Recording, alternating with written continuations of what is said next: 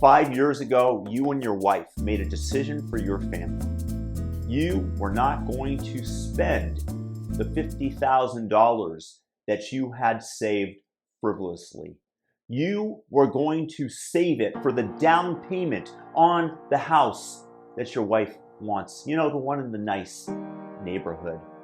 You are good, decent people, and you're going to do everything you can to get ahead financially.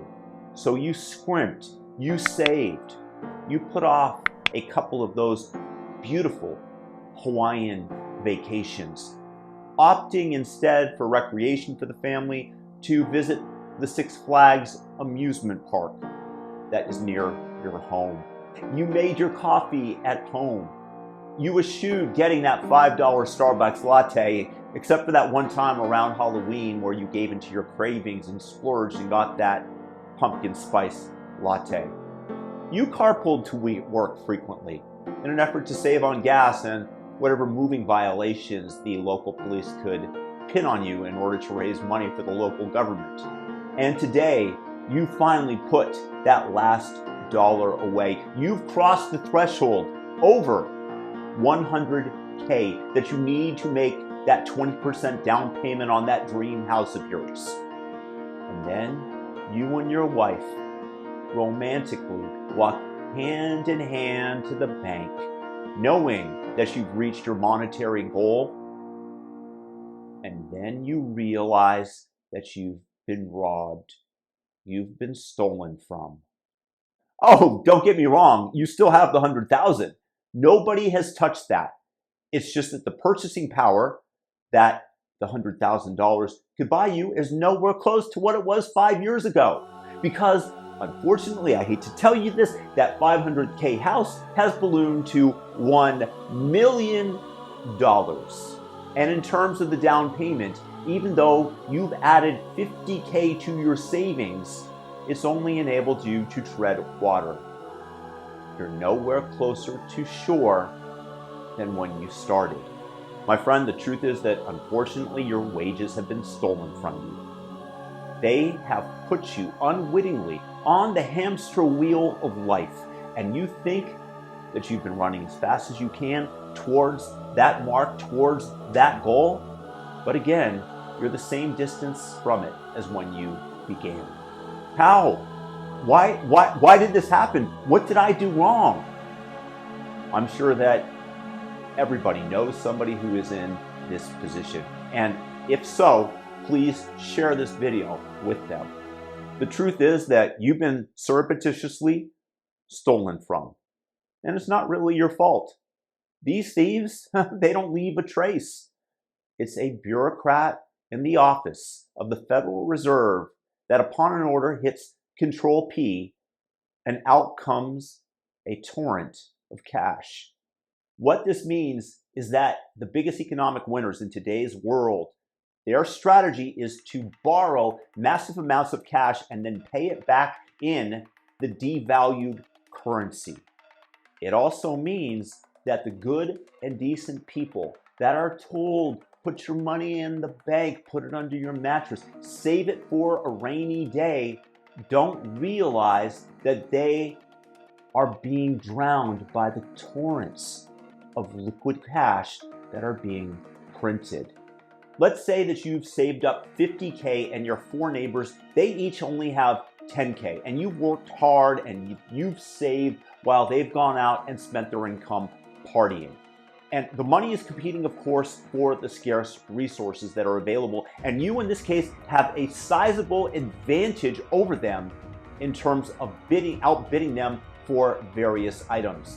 And then the government comes and this benevolent being prints up $1 billion and distributes it to everybody equally, wanting to achieve equity. This means that each household suddenly has $200 million. Your advantage has been dissipated, has been vaporized by the government printing press. And what happens to the scarce goods like housing that were available? Well, they balloon in terms of their nominal values because everybody is bidding for the same scarce resources with many zeros that formerly didn't be in their bank accounts. It's why you can have a $1 billion Zimbabwe bill that is littering the ground. Your buying power as the saver has dropped off the cliff. And what most people don't realize is that even worse is something called the Cantillon effect, which is when the government prints money, they give it to their friends, those who funded their campaigns and have big financial leverage, like a BlackRock, who borrow the money from the Federal Reserve at a very nominal interest rate. And then they are the first to spend the money, and they go out and purchase entire housing subdivisions that could have been sold to individual families. They buy these up and then rent them out. And the challenge is not only is the wealth now more concentrated, the price for everybody else of these assets has risen, and they haven't gotten a taste of the government printing press. At least in the previous example that I gave you, everybody was distributed $200 million at the same time. Now, the rich, being closest to the printing, are the ones that derive the greatest benefits from it having been done.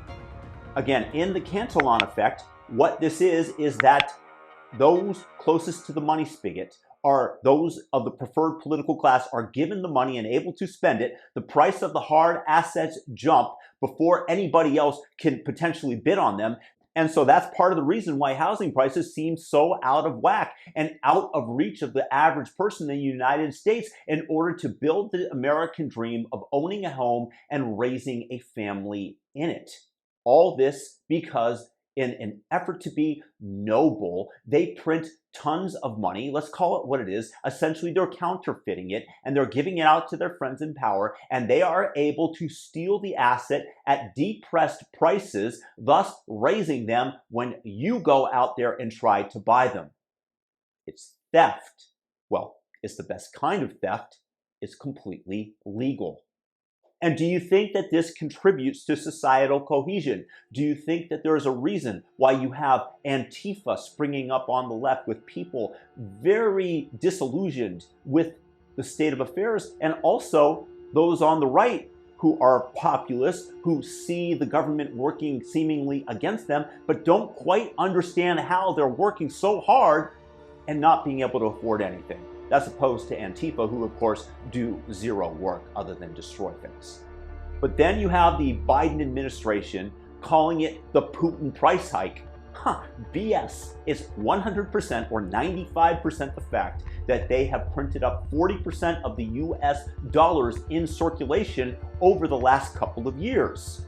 And it's why Justin Trudeau up in Canada blames grocers for the rising prices and demanding that these grocery chains explain their record profits. Let me explain that very briefly. If I have a grocery store and I'm operating on 3% margins, that means that if I have sales of $100,000, I'm making a $3,000 profit. But now, because the Canadian government has strengthened regulations and issued taxes on oil and transport and told truckers that they are not good people if they haven't taken the vaccine and freeze people's bank accounts, well, for whatever reason, the price of everything now doubles, meaning that everything that I am selling to you, I get it double the price. In order to stay in business, naturally, I have to raise my prices. How much do you think I'm going to raise them? I'd like to raise them more than double, but because of competitive pressures, I'm unable to. So I double the prices. Now suddenly I'm selling $200,000 for the exact same commodities, for the apples, for the candy bars, for the alcohol, whatever it is that I'm selling the same number of goods, the exact same things, but for higher nominal values. So I have $200,000 in sales and $6,000 in profits. Unfortunately, wages don't usually keep up with inflation for various reasons, and people are outraged. And they complain to Trudeau and his Liberal Party, who then gets on his megaphone and threatens to call in all Canadian grocers demanding an explanation to the record profits that they're achieving, essentially pinning the blame on them, shifting the blame for the policies that the liberal government has enacted that have raised prices and inflation. It's evil, it's despotism, but this is typically what evil politicians do, and Trudeau definitely fits into that category. Meanwhile, while I technically have made more money, I have the same buying power as I did previously, except now I come under political scrutiny and become the scapegoat. It's so much fun to live in such corrupt nations. And for the United States, they are the world's reserve currency. They've been able to hold that status since at least World War II, if not before. And because of that, because everybody around the world saves in US dollars, we are able to distribute the inflation worldwide. It's like releasing a toxin into an ocean versus a pond. It's going to take a lot longer in a far larger body of water before you feel the negative effects of doing so. Essentially what that means is that the US is robbing everybody around the world as they print the money. This is why many countries in the BRICS nations are trying to organize to get off of the US dollar with their own currency, but no one there trusts each other, so the odds of this actually taking place are relatively low. But if the United States ever does lose the reserve currency status, then with the economic strategies employed by the Democrats and the Republicans alike, but more so the Democrats, people of the US are going to be living similar to the Venezuelans and the Argentinians and the Zimbabweans, where you have to carry around wheelbarrows of cash in order to make a transaction, and they're going to become impoverished almost overnight as their savings get monetized to worthlessness. Maybe it is good to take out credit card debt in that case, huh? And I also want you to think about the negative effects of the massive inflation and how it makes it incredibly difficult to do any long-term planning. If you're in a country like Argentina, you absolutely, as a businessman, cannot make a contract 5 years out to be paid in Argentinian pesos because you know that it's going to be completely devalued. You just don't know to what extent it will be. That's the only question. So it makes long-term planning incredibly difficult. And yes, the fact is that Bitcoin does fix this because it is an asset with a fixed and limited supply, which is completely decentralized, and you can move it jurisdictions in milliseconds if a politician decides that he wants to tax it and take it away from you. And it's nearly impossible to steal, unlike gold, which you need massive amounts of security. But until the populations of the world wise up, the powers that be, the Elizabeth Warrens, the BlackRocks of the world, the Justin Trudeaus will continue to keep you running in that hamster wheel for all eternity and continue to steal your wages, your efforts and savings, and like Justin Trudeau, blame it on the grocery store owners while they retire in their villas in the south of France. And that, my friends, is how they fuck you with inflation.